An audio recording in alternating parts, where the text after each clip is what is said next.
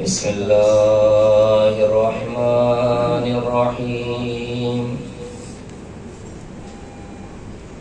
الحمد لله رب العالمين والصلاة والسلام على أشرف الأنبياء والمرسلين وخاتم النبيين مولانا ومولى الثقلين جد الحسن والحسين بالقاسم محمد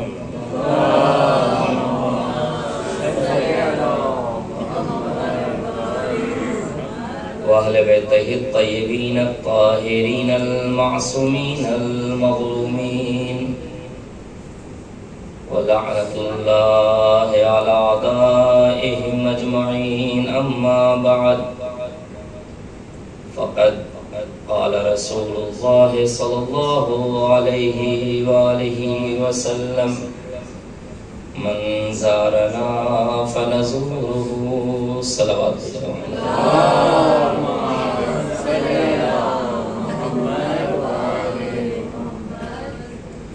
محترم سامعین کرام، زائرین امام حسین علیہ السلام، ہم لوگ کربلائے معلیٰ میں ہیں اور آج شہادت امام حسن عسکری علیہ السلام کا روز ہے اور ایام عزا کا یہ آخری دن ہے۔ اتنی ساری مناسبتیں ایک ساتھ جمع ہوئی بھی ہیں اور ہر ایک کی اپنی عظمتیں ہیں اور مصیبت کے دن ہیں، مصیبت کے مقام ہیں۔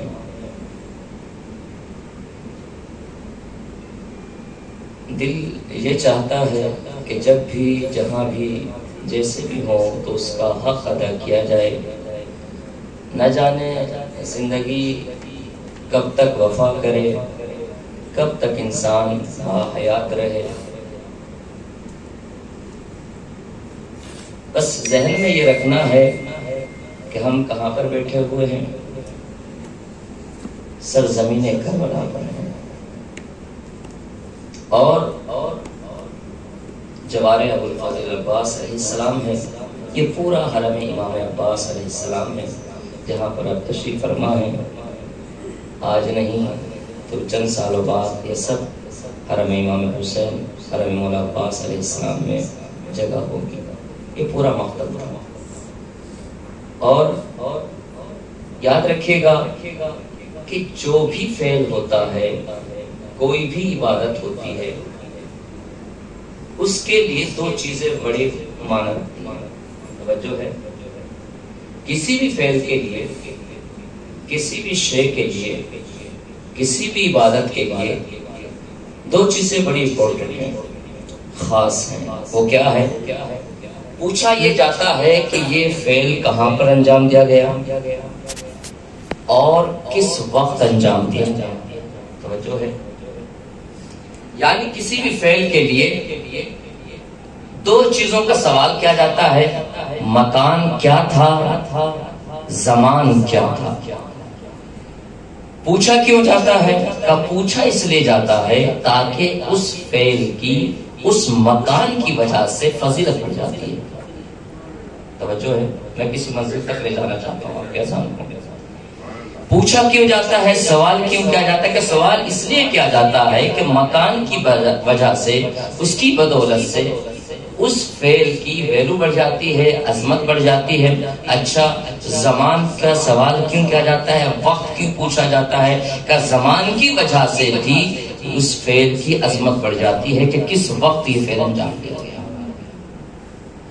مجلس امام حسین علیہ السلام ہم بہت کرتے ہیں، ہم عبادتیں بہت انجام دیتے ہیں، لیکن ہر عبادت کا تعلق کیا ہے کہ کس جگہ پر انجام دی جا رہی ہیں، کس زمانے میں انجام دی جا رہی ہیں۔ دلیل دوں میں آپ کو، قرآن ہم سب پڑھتے ہیں، لیکن یہ بتائیے روزانہ جب آپ قرآن کی تلاوت کرتے ہیں تو ہر آیت کے بدلے آپ کو ایک آیت کا ثواب دیا جاتا ہے، توجہ ہے، لیکن اسی قرآن کو اسی آیت کو آپ جمعے کے دن پڑھیں تو اس سے زیادہ ثواب میں اضافہ کر دیا جاتا ہے کہ دن عام تھا تو اس کی وجہ سے اسی طرح کا اس کو ثواب دیا گیا، لیکن جب آپ جمعے کے دن قرآن کی تلاوت کرتے ہیں تو کہا یہ جاتا ہے کہ ایک آیت کا ثواب نہیں بلکہ 10 آیتوں کا ثواب دیا جاتا ہے، لیکن اسی آیت کو اگر آپ رمضان المبارک میں پڑھتے ہیں تو ایک آیت کے بدلے میں ایک قرآن کا ثواب دیا جاتا ہے۔ توجہ ہے، توجہ نہیں کیا آپ نے؟ یعنی عزیزان گرامی، قرآن اگر آپ عام دنوں میں پڑھتے ہیں تو کیا ہے، کہا کہ اس کو ایک آیت کے بدلے میں ایک آیت کا ثواب دیا جاتا ہے، لیکن جیسے ہی زمان بدلا قرآن کو آپ نے رمضان المبارک میں پڑھا تو پھر کیا ہوا کہ ایک آیت کا ثواب نہیں، اب ایک قرآن کا ثواب دیا جائے گا۔ اب زمانہ بدلا، آپ اسی ایک آیت کو آپ شب قدر میں پڑھے تو کہا کہ 100 قرآن کا ثواب عطا کیا جاتا ہے، تو اسی شب قدر میں پڑھتے ہیں تو کہا 1000 قرآن کا ثواب دیا جاتا ہے۔ بھائی کیا ہوا، آیت ایک تھی، کہ آیت تو ایک تھی لیکن زمانہ بدل گیا، اس وجہ سے اضافہ ہوتا چلا گیا۔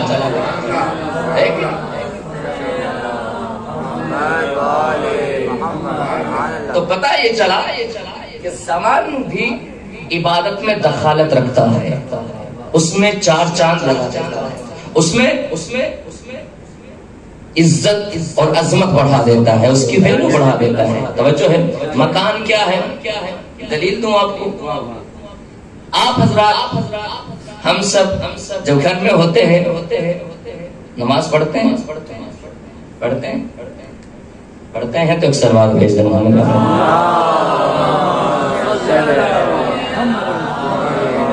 یقیناً جو بھی عزادار امام حسین علیہ السلام ہے وہ نماز ضرور پڑھتا ہے، کیونکہ عزادار وہی ہے جو نمازی ہے۔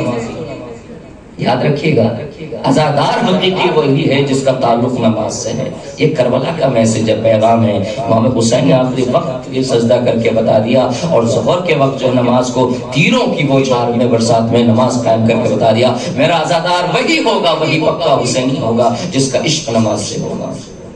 اور اگر ابھی تک پابند نہیں تھے، اب کربلا سے واپس جاؤ گے تو کم سے کم یہ رکھنا ہے کہ اپنے پنجگانہ نماز کو پابندی سے پڑھنا، ٹھیک ہے؟ نماز پڑھتے ہیں، کہا کہ نماز جو آپ گھر میں پڑھتے ہیں، 2 رکعت نماز آپ نے پڑھی تو آپ کو 2 رکعت کا ثواب ملتا ہے۔ توجہ ہو، 2 رکعت نماز پڑھتے ہیں تو اس 2 رکعت کا ثواب کیا ہے، کہ 2 رکعت کا ثواب ملے گا، لیکن وہی 2 رکعت نماز آپ محلے کی مسجد میں جا کے پڑھیں، کہا کہ وہاں آپ کو 25 رکعت کا ثواب ملتا ہے۔ حدیث بیان کر رہا ہوں آپ کے سامنے، کسی خطیب و ذاکر کے جملے امام کی زبان سے نکلی ہوئی حدیث ہے۔ کیا ہے کہ اگر کوئی مومن اپنے محلے کی مسجد میں جا کے نماز پڑھتا ہے تو اس کو 2 رکعت کے ثواب کے بدلے میں 25 رکعت کا ثواب ملتا ہے۔ اگر وہی 2 رکعت نماز انسان اپنے شہر کی مسجد میں جا کے پڑھتا ہے، کہا کہ پھر وہاں اس کو 50 رکعت کا ثواب دیا جاتا ہے۔ کہ اگر وہی 2 رکعت نماز انسان جامع مسجد میں جا کے پڑھتا ہے تو اس کو 100 رکعت کا ثواب دیا جاتا ہے۔ توجہ ہے عزیزان گرامی، زمان مکان بدلتا گیا تو ثواب میں اضافہ ہوتا چلا گیا۔ کہ وہی 2 رکعت نماز جو آپ گھر میں پڑھ رہے تھے، مسجد میں پڑھ رہے تھے، شہر کی مسجد میں پڑھ رہے تھے، جامع مسجد میں پڑھ رہے تھے، وہی 2 رکعت نماز آپ مسجد کوفہ میں پڑھتے ہیں تو 70,000 رکعت کا ثواب ملتا ہے۔ وہی 2 رکعت نماز آپ نجف اشرف میں جا کر پڑھتے ہیں تو 2 لاکھ رکعت کا ثواب ملتا ہے۔ کہاں بیٹھے ہوئے ہیں ہم عزیزان گرامی، یعنی نماز 2 رکعت تھی، مکان بدلتا گیا، ثواب میں اضافہ ہوتا چلا گیا۔ نماز گھر میں پڑھی تو 2 رکعت کا ثواب، مسجد میں جا کے پڑھی 25 رکعت کا ثواب، شہر کی مسجد میں جا کے پڑھی 50 رکعت کا ثواب، جامع مسجد میں جا کر پڑھا تو 100 رکعت کا ثواب، مسجد کوفہ میں پڑھا تو 70,000 رکعت کا ثواب، نجف اشرف میں پڑھا تو 2 لاکھ رکعت کا ثواب۔ یعنی نماز ایک تھی، مکان بدلتا چلا گیا، ثواب میں اضافہ ہوتا چلا گیا۔ تو عزیزان گرامی، مجلس سے آپ نے بہت کی ہے، بہت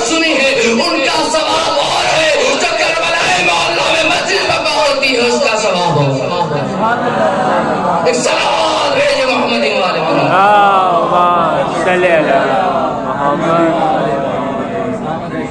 तो मजलिस को मजलिस नहीं बल्कि इबादत समझ के तो कि उसके मरातिब में उसके सवाब में उसी एतबार से आपको सवाब मिलता रहे। अजीज़ान ग्रामी, मैंने क्या हदीस पढ़ी आपके सामने, मन ज़ारना फनज़ुरु, क्या कहा रसूल पाक ने, कि जिस शख्स ने हम अहले बैत अलैहिमुस्सलाम की ज़ियारत की, हम अहले बैत अलैहिमुस्सलाम भी उसकी ज़ियारत करते हैं। तवज्जो है, आप चले सफर इश्क बांधा, सफर मार्फत लिया और चले करबला की ज़ियारत के लिए। एक मार्फत से लबरेज जुमला कह दूं, अगर आपके अज़हान आलिया मौजूद हैं, सबका कस्द यही था, सबकी नियत यही थी कि कब करबला जाना है, कब हुसैन की ज़ियारत नसीब होगी। कब हुसैन की ज़ियारत को जाना है, कब करबला जाना है, हमें करबला जाना है, हमें करबला जाना है, करबला जाना है। आप निकले थे करबला की ज़ियारत के लिए, लेकिन हुसैन ने कहा तुमने मेरी तरफ कदम बढ़ाया है, तो तुमने मेरी तरफ कदम बढ़ाया है, मैं अपने ज़ियारत के बदले में तुम्हें काज़मीन की भी ज़ियारत कराऊंगा, तुम्हें सावरा की भी ज़ियारत कराऊंगा, मैं तुम्हें नजफ की भी ज़ियारत कराऊंगा, मैं तुम्हें उन मकामात अंबिया को भी दिखाऊंगा। चले थे अकेले हुसैन की तरफ, हुसैन ने अंबिया की भी ज़ियारत कराई है, आइमा की भी ज़ियारत आपको नसीब करा दी है।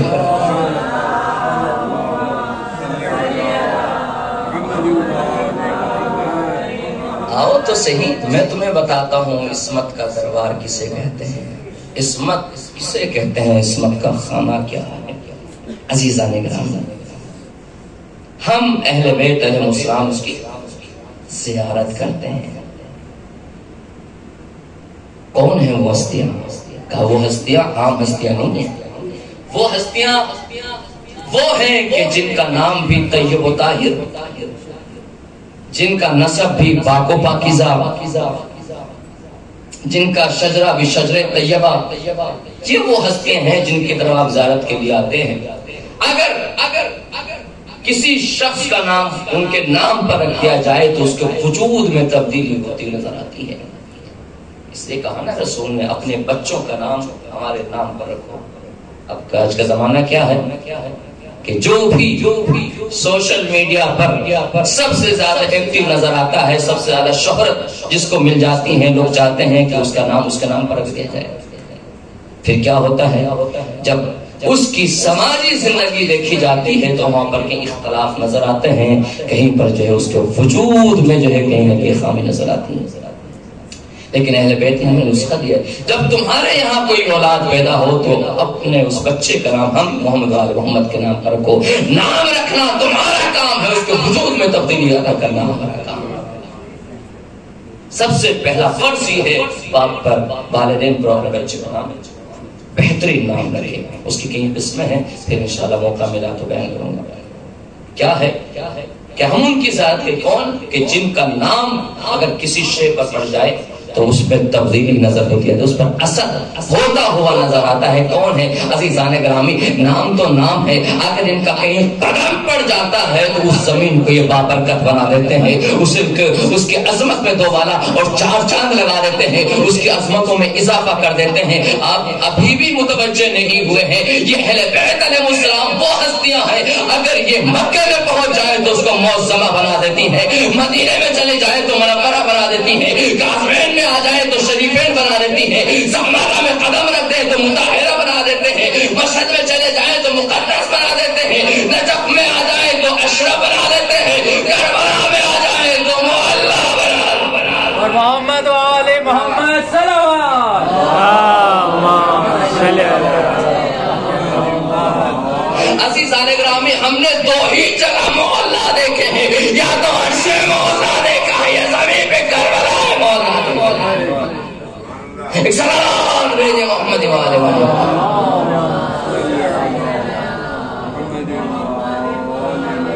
उन अजीम हस्तियों की बारगाह में है जिनका वजूद भी आला है, जिनका नसब भी आला है। आप आए ज़ियारत के लिए, हम अहले बैत तुम्हारी ज़ियारत करते हैं। खुदा की कसम, हो सकता है हमारी ज़ियारत में नक्स रह जाए, हो सकता है इंसान खाती है, कुछ کچھ نہ کچھ کمی ہو سکتی ہے، لیکن ان کا کرم دیکھیں آپ کہ تم ہماری زیارت کے لیے آؤ، ہم تمہاری زیارت کے لیے آئیں گے۔ ہم میں تو کمی ہو سکتی ہے لیکن ان کے آنے میں کمی نہیں ہو سکتی، اور جب انہوں نے وعدہ کر لیا ہے تو وعدہ نبھاتے بھی ہیں، ہماری طرح نہیں کہ وعدہ کیا اور اس کے بعد فراموش کر دیا۔ جو ہے عزیزان گرامی، تو آئیں گے کہا کہ دیکھو احادیث تمہیں بتائیں گی، سیرت ہمیں بتائیں گی کہ کب ہم آئیں گے۔ کہا کہ ہم ایسے نہیں آئیں گے، ہم اس وقت آئیں گے جب تمہیں اشد ضرورت ہوگی اور کوئی تمہارا پرسان حال نہیں ہوگا، اس وقت ہم تمہاری ذات کر کے بتائیں گے۔ جس سے ساری دنیا سے تم تعلق لگائے ہوئے تھے، اس دنیا نے تمہیں چھوڑ دیا ہے، ہم تمہاری مدد کے لیے آج بھی حاضر ہیں۔ کا کون سا وقت کا جب نظام ہوگا، عالم ہوگا، تمہاری روح نکل رہی ہوگی، اس وقت ساقی کوثر تمہارے جامع کوثر لے کر آئیں گے۔ اندھیری قبر میں جب وحشت کا عالم ہوگا، حسین ابن علی تمہارے نورانیت لے کر آئیں گے۔ یہ وہ وقت ہوگا جب کوئی تمہارا پرسان آئے، یقین جانے کہ وہ وقت ہے جب کوئی چیز کام آنے والی نہیں ہے۔ اس وقت نور حسین آپ کے قبر میں، میرے ظاہر کل تم صعوبتیں برداشت کر کے ہماری زیارت کے لیے آئے تھے، آج حسین تمہاری ملاقات کے لیے آ رہا ہے، زیارت کے لیے آ رہا ہے۔ کیا ہے مطلب زیارت کا؟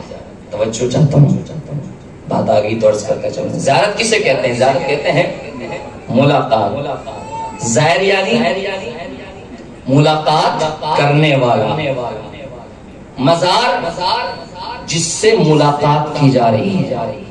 توجہ ہے، زیارت کے ڈیفینیشن کیا ہے، تعریف کیا ہے، معنی کیا ہے؟ ملاقات، زائر یعنی ملاقات کرنے والا، مزار جس سے ملاقات کی جا رہی ہے۔ اب میں آپ سے سوال یہ ہے کہ ملاقات زندوں سے کی جاتی ہے یا مردوں سے کی جاتی ہے؟ زندوں سے کی جاتی ہے نا۔ یعنی آپ جب زیارت کے لیے قدم بڑھا رہے ہیں تو زمانے والوں کو اتنا کم سے کم پیغام تو دے رہے ہیں کہ جن اماموں کی ہم زیارت کے لیے جا رہے ہیں، زیارت کا مطلب ہے ملاقات۔ زمانے والوں سنو، ہم مردوں کے یہاں نہیں جا رہے ہیں، زندوں کی بارگاہ میں جا رہے ہیں۔ یہ ایسے زندہ ہے جو ہمیں بھی زندہ رکھے ہوئے ہیں، لوگوں کو زندگی بھی عطا کر رہے ہیں۔ یہی تو مقصد ہے۔ اب آئے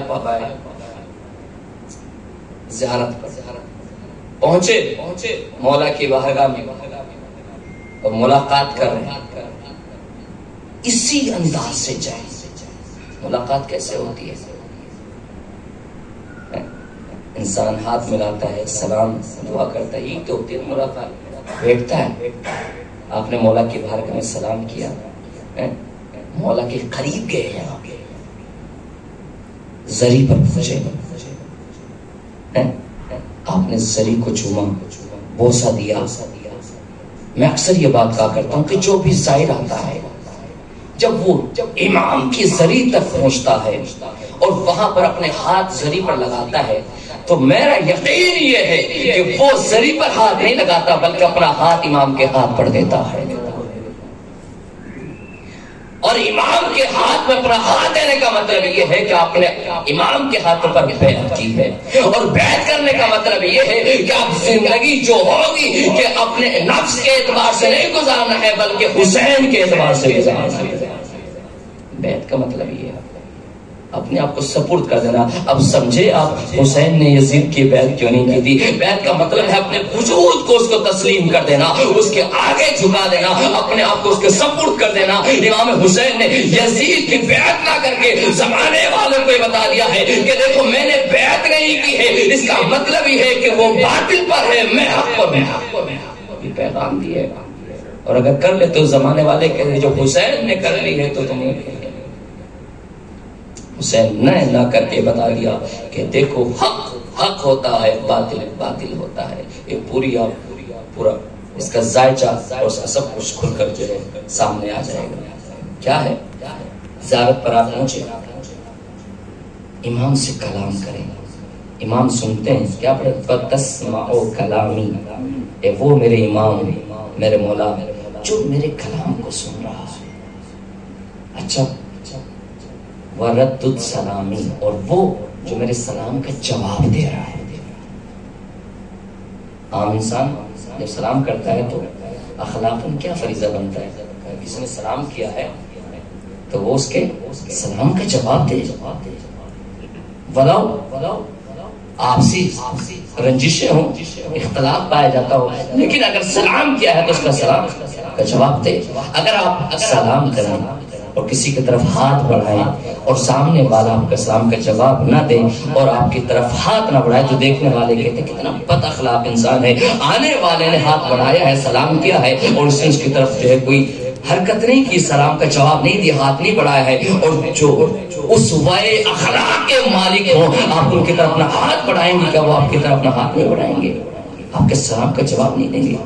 سلام کرنا مستحب ہے، سلام کا جواب دینا واجب ہے. جب عام انسانوں پر سلام کا جواب واجب ہے، جو وقت کا امام ہو تو اس پر سلام کرنا واجب ہے.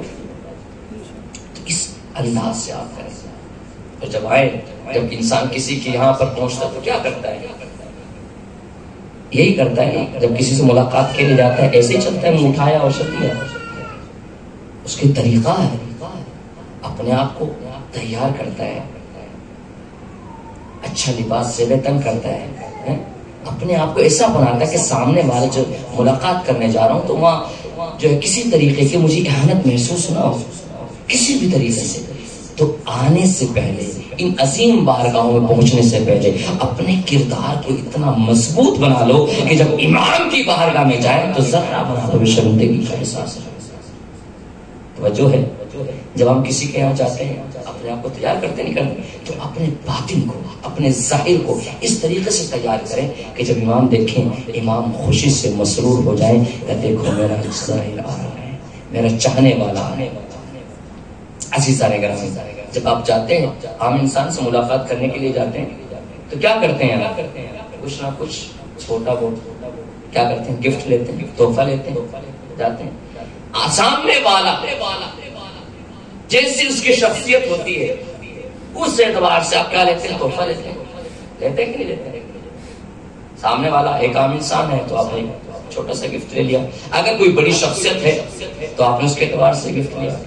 مولانا رجب علی سے ملنے آ رہے ہیں تو اس کے اعتبار سے آپ اس کے تحفہ لے کے آ رہے ہیں. کسی آیت اللہ سے ملنے جا رہے ہیں تو آپ اس کے لیے اس اعتبار سے گفٹ تحفہ لے کے جا رہے ہیں، ہے کہ نہیں؟ آیت اللہ سیستانی سے ملنے جا رہے ہیں تو اس کے اعتبار سے آپ گفٹ تحفہ لے کے جا رہے ہیں. آیت اللہ صدری خامنہئی صاحب سے ملنے جا رہے ہیں تو آپ ان کے اعتبار سے جو ہے تحفہ. اگر آپ یعنی عام طور سے بڑی بڑی شخصیت، آپ پریزیڈنٹ عمران خان سے ملنے جا رہے ہیں تو آپ ان کے اعتبار سے بھائی اس اعتبار سے آپ کیا کرتے ہیں؟ تحفے لے کر جاتے ہیں. آپ آ رہے ہیں امام کائنات سے ملنے، جو کائنات کا امام ہے آپ اس سے ملے، آپ ان کے لیے کیا تحفہ لے کے آئے؟ بتائیے کیا لے کے آئے؟ امام حسین سے ملنے آئے، کیا لائے امام حسین کے لیے؟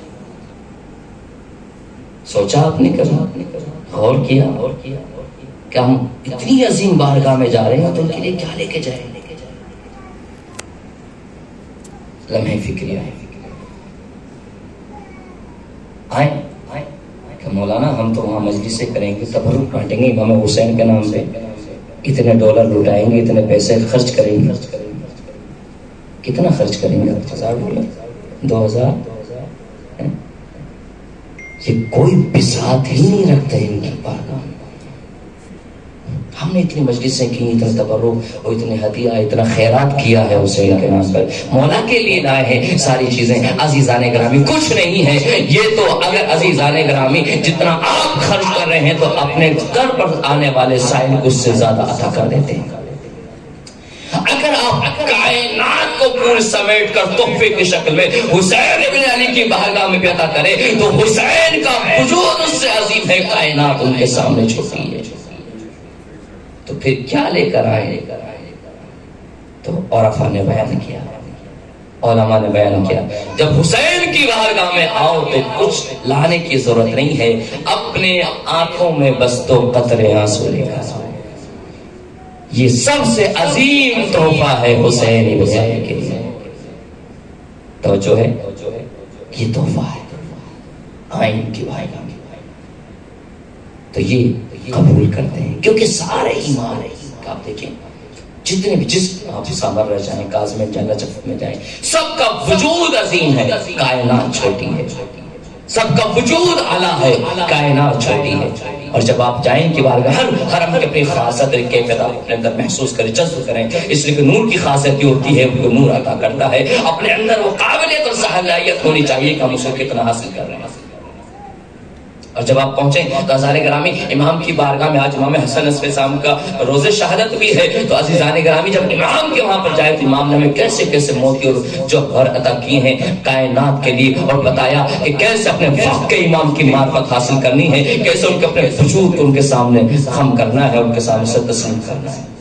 بتایا معرفت حاصل کریں، پہچانے اپنے امام کو. اور بھی امام نے کہا کہ یاد رکھنا ہمارے چاہنے والوں جب تم پر حالات مشکل ہو جائے، مختلف حالات تم پر آ جائے، تو ہمیں فراموش نہ کرنا کیا مولا کیا کہنا چاہتے ہیں، کہ یاد رکھنا اگر تم اپنی مشکلات کو حل کرنا چاہتے ہو، اپنے آپ کو وجود کو اعلیٰ سے اعلیٰ بنانا چاہتے ہو، حالات میں تبدیلیاں ہوتی ہوئی نظر آئے تو یاد رکھنا کہ اگر تم پر خوشی آ جائے تو ہم محمد عالم پر درود بھیجنا، تم پر مشکلیں آ جائے تو ہم محمد عالم محمد پر درود بھیجنا، سلامات بھیجنا. مولا کیوں کہ اگر خوشی میں بھیجو گے تو نعمتوں میں اضافہ ہوتا چلا جائے گا، مشکلوں میں بھیجو گے تو مصیبتیں ختم ہوتی چلی جائیں.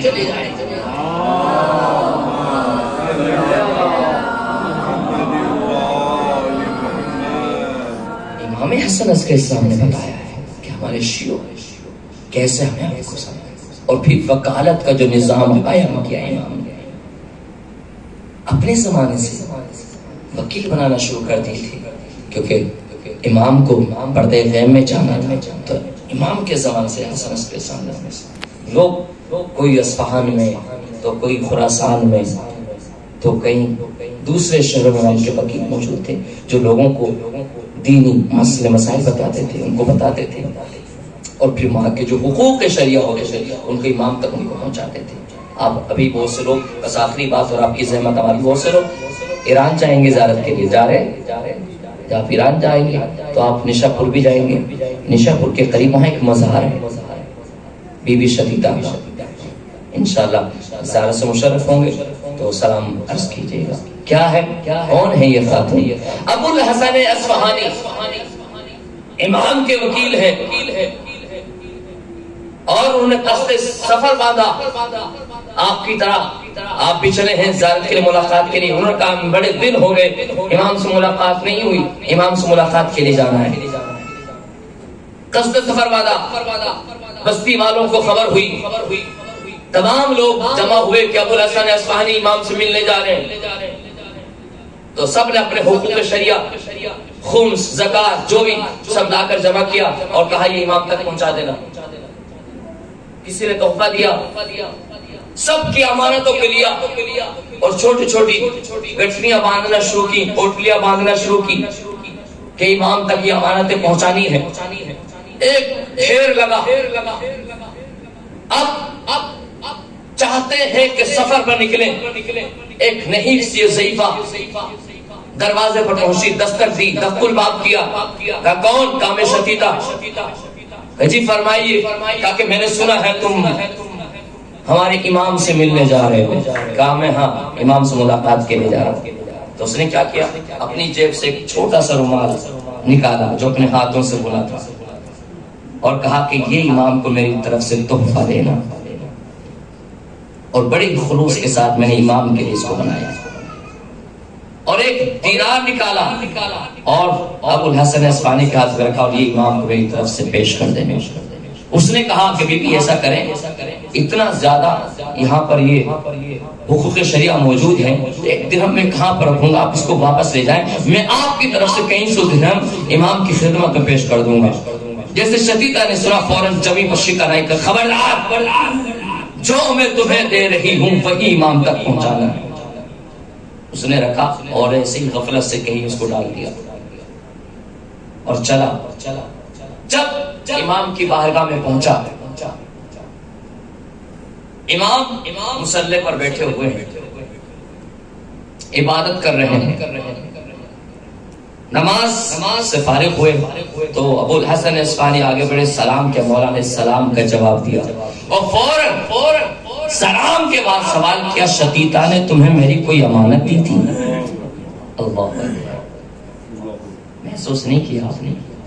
امام نے کچھ نہیں سوال کیا، سلام کا جواب دینے کے بعد فوراً یہ سوال کیا کہ بتاؤ تمہیں شتیتا نے میری کوئی امانت دی تھی؟ فوراً ابو الحسن اصفہانی پریشان ہوئے، لوگوں نے ہزاروں میں لاکھوں درہم میں مجھے دے رکھے ہیں، کسی کے بارے میں امام نے سوال نہیں کیا ہے، بڑی بڑی گٹھیاں رکھی ہوئی ہیں، کسی حقوق کے بارے میں سوال نہیں کیا ہے، ایک درہم کے بارے میں، ایک رومال کے بارے میں پوچھ رہے ہیں۔ فوراً پریشان ہوا، گٹھیاں کھولنا شروع کر دیا، کہاں پر ڈالا تھا، کہاں پر رکھا تھا، اس کو نکالا، اور نکالنے کے بعد امام کے دست مبارک پر رکھا۔ امام نے اس کو لینے کے بعد کبھی آنکھوں سے لگاتے ہیں، کبھی اس کو لبوں سے لگاتے ہیں، کبھی آنکھوں سے لگاتے ہیں، کبھی لبوں سے لگاتے ہیں، اور کہتے ہیں کہ دیکھو ابو الحسن اصفہانی، جب تم واپس جانا شتیتا کو ہمارا سلام کہنا،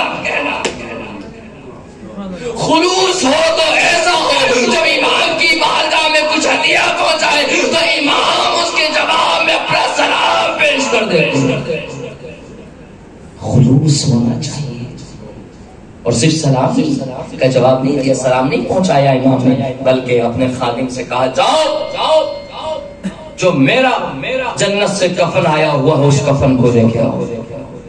امام نے اس کے ٹکڑے کو پھاڑا، اور پھر غالباً 17 درہم امام نے نکالے اور ابو الحسن اصفہانی کو دیے، اور دینے کے بعد کہا کہ شتیتا سے کہنا کہ وہ 24 دن بعد اس دنیا سے چلی جائے گی، اور جب اس دنیا سے کچھ دن بعد وہ چلی جائیں گی تو یہ درہم اس کے زندگی کا خرچہ ہے، جتنے دن وہ زندہ رہیں گی، اور اس میں سے وہ اپنے تجہیز و تکفین کا انتظام بھی کر رہے ہیں۔ اس کے بعد بس اتنے دن امام نے تعداد معین کیا، اور کہنا کہ ہم اس کے نماز جنازہ میں ضرور آئیں گے۔ توجہ کی آپ نے؟ ابو الحسن اصفہانی پہنچا، اور پہنچنے کے بعد امام کی امانت جو تھی، جو درہم تھے اور وہ کپڑا تھا، دیا اور کہا کہ اس کو اپنے کفن میں رکھ لینا اور اس سے اپنے تجہیز تکفین کا انتظام کر لینا، تمہارے پاس بس اتنے دن بچے ہوئے ہیں، اس کے بعد تم مر جاؤ گی۔ اور امام نے کہا وہ خود آپ کے جنازے میں شریک ہوں گے۔ ایک مرتبہ یہ سنا، اور سننے کے بعد جب کچھ دن گزرے اس ضعیفہ کا، بیوی شتیتا کا انتقال ہو گیا۔ ابو الحسن اصفہانی کو خبر ہوئی کہ بیوی شتیتا اس دنیا سے چلی گئی ہے، فوراً ایک جنازے میں پہنچا، اور جنازے میں پہنچنے کے بعد کبھی دائیں دیکھتا ہے، کبھی بائیں دیکھتا ہے، کبھی آگے دیکھتا ہے، کبھی پیچھے دیکھتا ہے۔ ایک مرتبہ جب کچھ ہی قدم چلے تھے، امام نے کاندھے پر ہاتھ رکھا کہ اے ابو الحسن اصفہانی، کسے تلاش کر رہے ہو؟ کہا مولا آپ نے کہا تھا کہ شتیتا کے جنازے میں ہم شریک ہوں گے۔ کہا مولا میں آپ ہی کو تلاش کر رہا تھا کہ تم ابھی دیر سے آئے ہو، ہمیں تو بڑی دیر ہو گئی ہے، ہم تو کافی دیر سے اس کے جنازے میں شریک ہے۔ عزیزان گرامی اتنا تو دیر ہو گیا، اگر چاہنے والا کی بات کردار ہو کر اس دنیا سے جاتا ہے تو امام اس کے جنازے میں شریک ہوتے ہیں۔ شرط یہ ہے کہ امام کا چاہنے والا شیعہ ایسا ہو کہ امام اس کے جنازے میں شریک ہو تو دنیا بھی کامیاب ہو جاتی ہے، آخرت بھی اس کی کامیاب ہو جاتی ہے۔ ایک سلام میرے محمد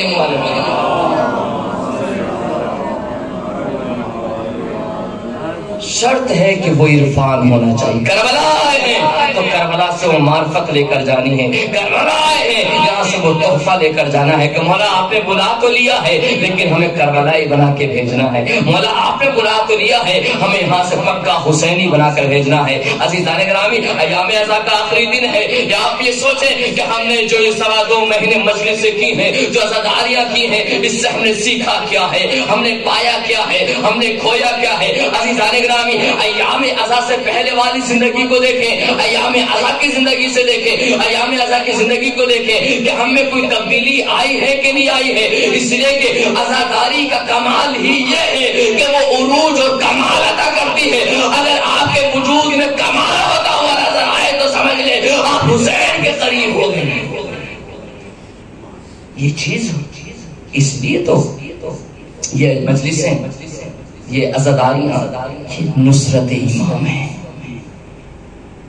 امام کے ناصر بننا ہے نا تو وقت کا امام بھی آپ کا منتظر ہے۔ آپ میں سے کون جون بن کر آ رہا ہے، کون زہر بن کے آ رہا ہے، کون حبیب بن مظاہر بن کے آ رہا ہے۔ عزیزان گرامی کربلا مولا آج شہادت امام حسن عسکری علیہ السلام، تاریخ بیان کرتی ہے امام کو جب زہر دیا گیا،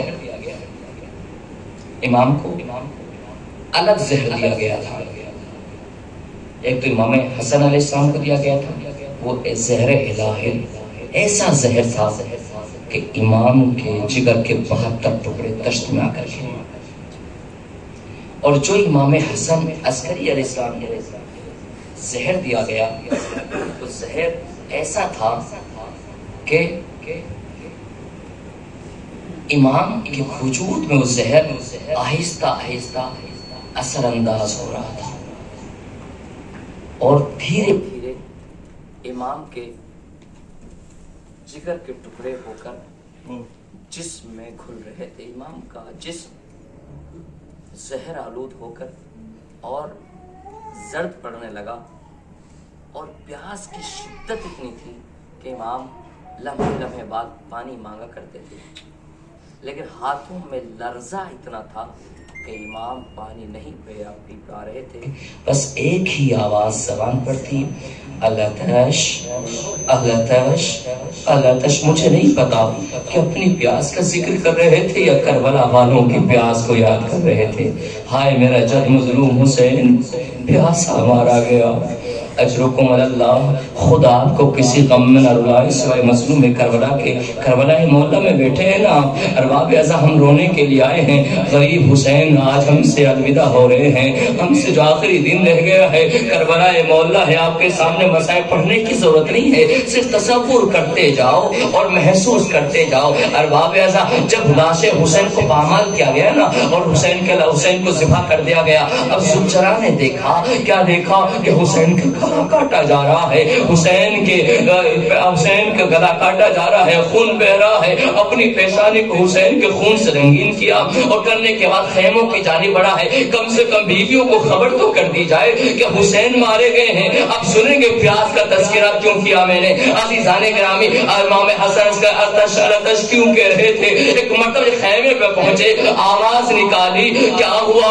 ارے سکینہ سب سے پہلے باہر نکلی اور بابا کے گھوڑے سے لپٹ گئی، ایک جملہ یہ نہیں کہا کہ میرے بابا کے گھوڑے، یہ بتا میرے بابا کو تلواریں کتنی ماری گئی، میرے بابا کو نیزے کتنے مارے گئے، میرے بابا کو زین سے زمین پر کیسے گرایا گیا، بس ایک سوال کیا، اے میرے بابا کے گھوڑے یہ بتا دے، ارے جب میرے بابا کا گلا کاٹا جا رہا تھا، ارے میرے بابا کو پانی پلایا گیا یا پیاسا ذبح کر دیا گیا؟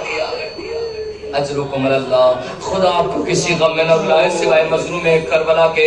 ارباب اعزا آج 8 ربیع الاول ہے، امام حسن عسکری ہے، آج امام زمانہ یتیم ہو گئے۔ ارباب اعزا امام زمانہ آئے، 5 برس کا سن ہے نا، یتیمی کا عالم ہے، بابا کے جنازے کو اٹھایا ارباب اعزا اور غسل و کفن دینے کے بعد تدفین کر دی۔ تاریخ یہ کہتی ہے اہل بیت علیہ السلام کا یہ سب سے بڑا جنازہ تھا اور جس میں سب سے زیادہ لوگ شریک ہوئے تھے۔ میں کہوں گا مولا، ارے آپ کا جنازہ پڑھایا گیا، آپ کو دفن بھی کر دیا گیا، لیکن ہائے مظلوم امام حسین، بیٹا سید سجاد موجود ہے، بابا کا لاشا تپتی زمین کربلا پر ہے۔ ایک مرتبہ چہرے کا رنگ بدلا، زینب آگے بڑھی، بیٹا خیریت تو ہے؟ اے بھوبی اماں، ارے بابا کا لاشا پڑا ہوا ہے، جوان بیٹا موجود۔ اجرکم اللہ، ارباب اعزا خدا کو کسی غم میں نہ رلائے سوائے مظلوم کربلا کے۔ اے امام زمانہ، اپنے بابا کا پرسہ قبول کرو، اپنے جد حسین کا پرسہ قبول کرو جو خون کے آنسو بہاتا ہے۔ ارباب اعزا سنیں گے، تاریخ بیان کرتی ہے یتیمی کا عالم ہے نا، جناب سکینہ کی بھی 4 سال کا سن تھا۔ ارباب اعزا مصیبتوں کے پہاڑ توڑے گئے اہل بیت علیہ السلام پر۔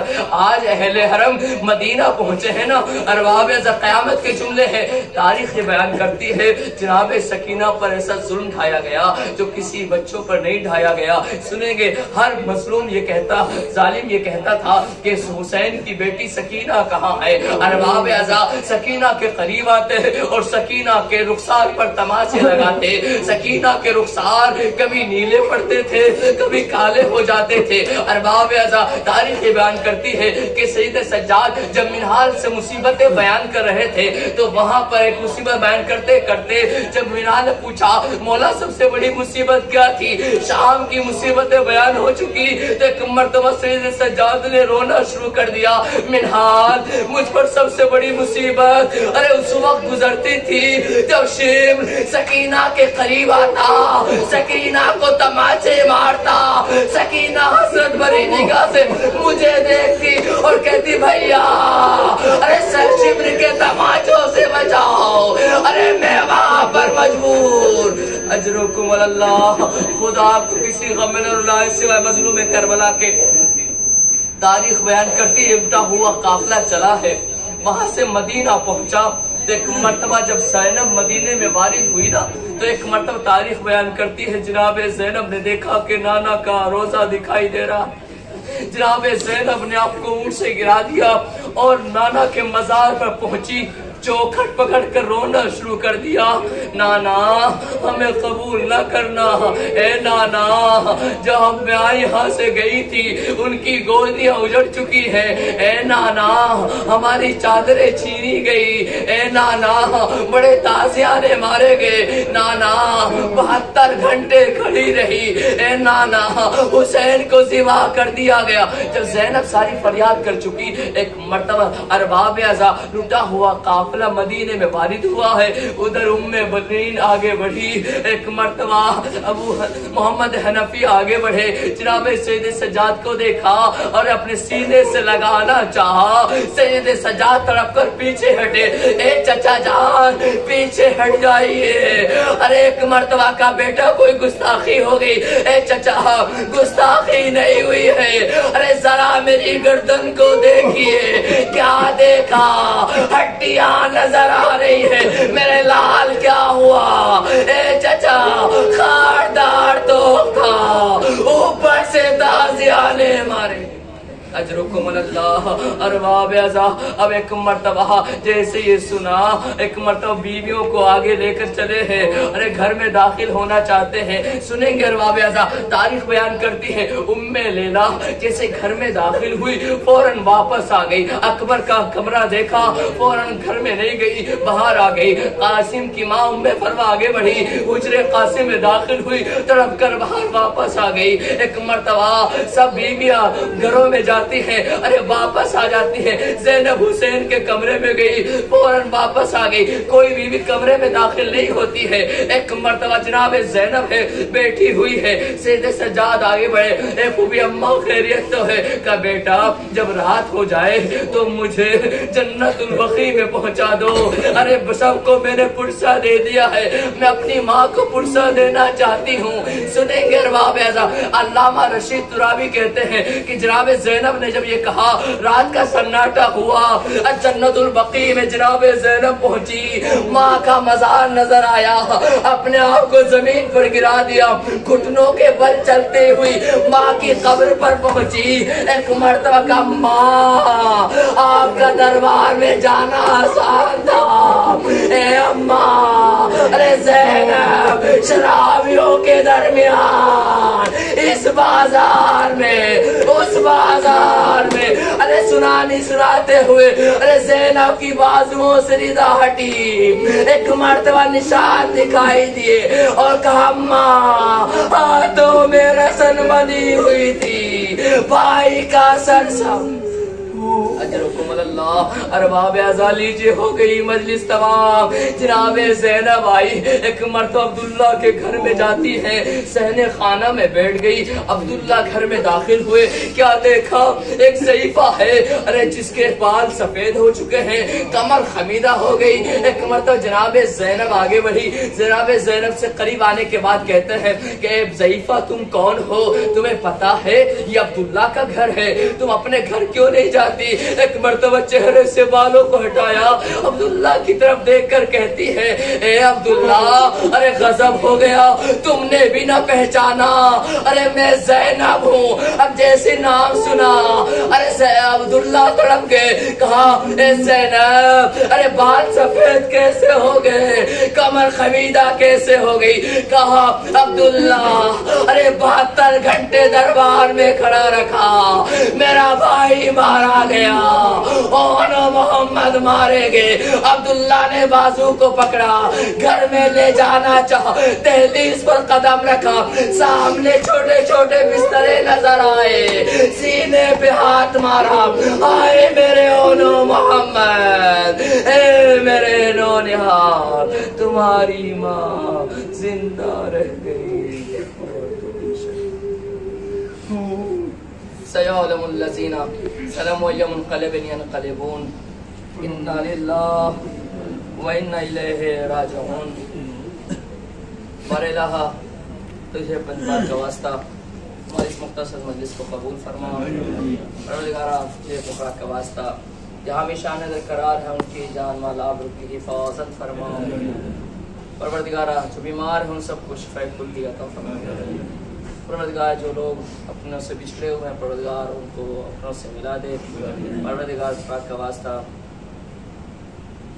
بہت سے مومنین نے دعائیں کی ہیں ان سب کی حاجات کو پورا فرما، جو قید و بند میں پروردگار ان سب کو رہائی عطا فرما، پروردگار ہمارے بزرگوں کو صحت یابیاں عطا فرما، پروردگار ہمارے ان بچوں کو مستقبل کو روشن فرما، پروردگار پاک کا واسطہ امام زمانہ کے ظہور میں تعجیل فرما، ہم ان کے صحابہ انصار میں شمار فرما، ربنا تقبل منا انک انت السمیع العلیم۔